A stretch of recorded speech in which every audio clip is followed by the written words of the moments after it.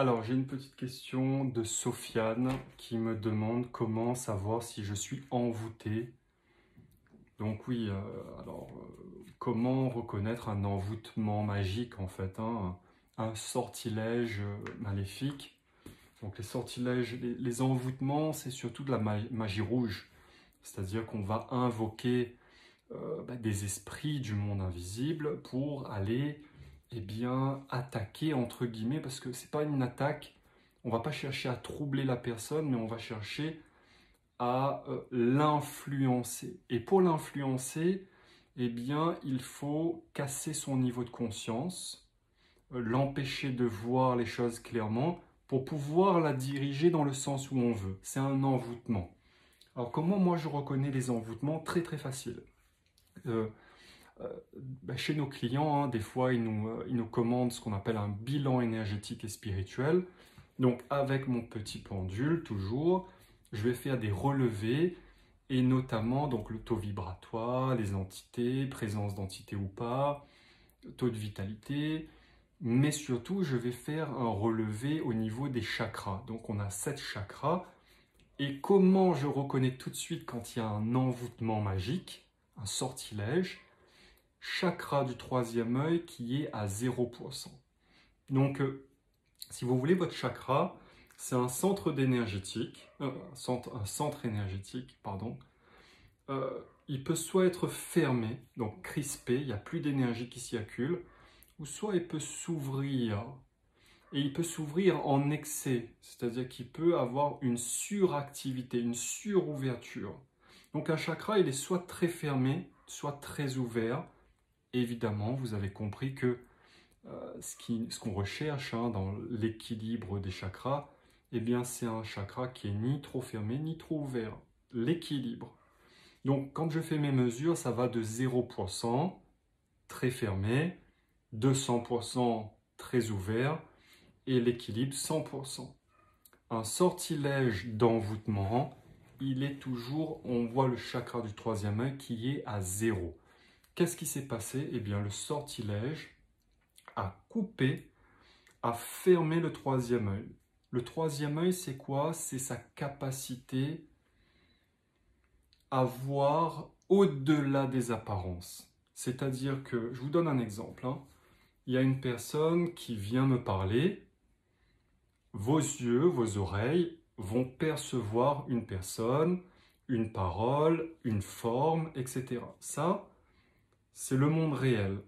Mais votre troisième œil, il y a aussi votre cœur qui peut percevoir des choses, mais votre troisième œil, il a une capacité de clairvoyance, c'est-à-dire que vous voyez où cette personne va vous amener. Par exemple, si c'est un vendeur à domicile, avant même qu'il ait commencé à parler, à vendre son produit, à introduire son produit, vous avez déjà vu dans votre troisième œil, ou depuis votre troisième œil, que c'est un vendeur à domicile, qu'il va vous amener là, etc., etc. Donc, cette perception de clairvoyance vous permet de lui dire, écoutez, là, j'ai pas le temps, je suis pas intéressé, X, Y, Z, vous voyez? Vous voyez, alors pas l'avenir, mais vous percevez ce qui va se dérouler, vous voyez? Vous percevez ce qui se passe dans l'invisible. Et un envoûtement annule cette capacité de perception. C'est-à-dire qu'en fait, vous ne voyez que l'apparence.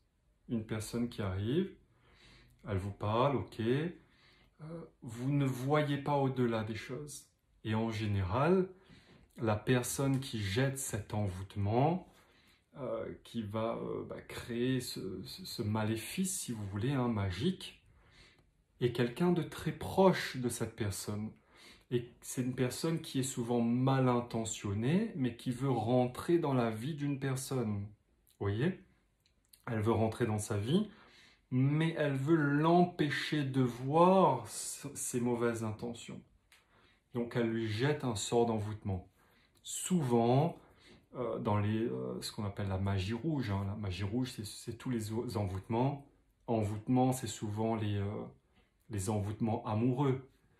rester avec une personne, vous imaginez hein, un couple qui s'entend plus, eh bien la femme ou l'homme peut jeter un sort d'envoûtement pour que la personne reste avec elle ou avec lui. Donc elle ne va plus voir les problèmes, mais elle va rester dans un couple. Alors moi, j'ai déjà fait une autre vidéo là-dessus. Tout ce qui est magie rouge, magie noire, j'en reste très éloigné parce que ça génère du karma.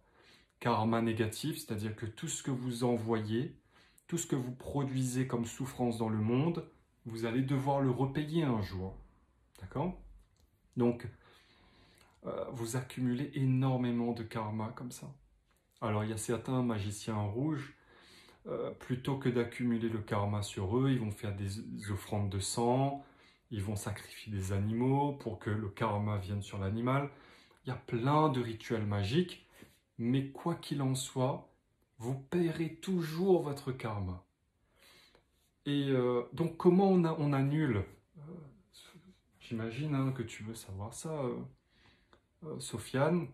Donc, comment savoir si je suis envoûté? Donc, voilà, avec un bilan énergétique, on peut le savoir. Et les symptômes dans votre vie de tous les jours, c'est très simple, hein, c'est que vous avez l'impression de naviguer un petit peu à l'aveugle. C'est-à-dire que vous avancez dans votre vie, mais c'est comme s'il manquait une faculté. Vous sentez qu'il y a quelque chose qui vous est caché. Si vous avez cette impression, vous pouvez être sûr qu'il y a un blocage là. Parce que la personne qui a un troisième œil parfaitement équilibré, elle a l'impression de tout voir. Elle sait tout. Elle voit tout. Vous voyez? Donc quand vous avez cette impression, alors attention, quand c'est équilibré, c'est bien. Mais quand vous avez l'impression de tout voir, mais de trop voir, ou d'être trop sûr de vous, c'est mort, game over. Là, on bascule dans l'excès du troisième œil. Là, c'est plus de l'envoûtement, c'est l'ego, c'est d'autres entités qui sont en train de vous manipuler. Mais ce n'est pas le sujet de la vidéo. Donc voilà, ensuite, comment on annule un envoûtement? Très simple, hein, les soins énergétiques, ça aide beaucoup. Donc, on va travailler sur le troisième œil. Nous, dans notre agence, on ne travaille jamais directement sur les chakras. On passe directement par Dieu, tout simplement, et on demande à Dieu d'intervenir dans l'individu. Nous-mêmes, notre agence n'intervient jamais sur votre troisième œil. On n'intervient jamais sur vos chakras, comme par exemple dans le Reiki. Dans le Reiki, vous avez des gens qui vont intervenir eux-mêmes sur les chakras. Nous, on ne fait pas du tout ça. On n'intervient que au niveau du Seigneur et on demande au Seigneur d'intervenir lui-même. Pourquoi on fait ça? Parce que le Seigneur lui-même sait exactement ce qu'il doit faire dans vos chakras. Alors que nous, si imaginons, hein, vous avez un chakra qui est fermé, on va se dire, ok, on va l'ouvrir. Mais peut-être que ce chakra est fermé par mesure de précaution pour vous empêcher de souffrir pour l'instant. Si vous voulez, il y a des raisons qu'on ignore à notre niveau égotique.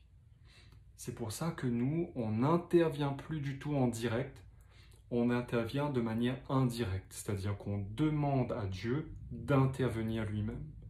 On intercède auprès de Dieu pour vous. C'est-à-dire qu'on va demander, Seigneur, cette personne est envoûtée, elle cherche à être désenvoûtée, merci d'intervenir. Et comme nos prières, les réponses aux prières dépendent du taux vibratoire de la personne qui le demande, nos prières reçoivent des réponses quasiment immédiatement parce qu'on est une vingtaine de thérapeutes avec un taux vibratoire très haut. C'est-à-dire que quand on demande quelque chose à Dieu, en général, c'est exécuté quasiment tout de suite. Donc on demande, voilà, intervient, et en général, il ne commence pas par le troisième œil, il rentre par le septième chakra, il équilibre le septième chakra, ensuite il descend au niveau du troisième œil, et ainsi de suite jusqu'au premier chakra de la base. Donc voilà pour ta question, Sofiane.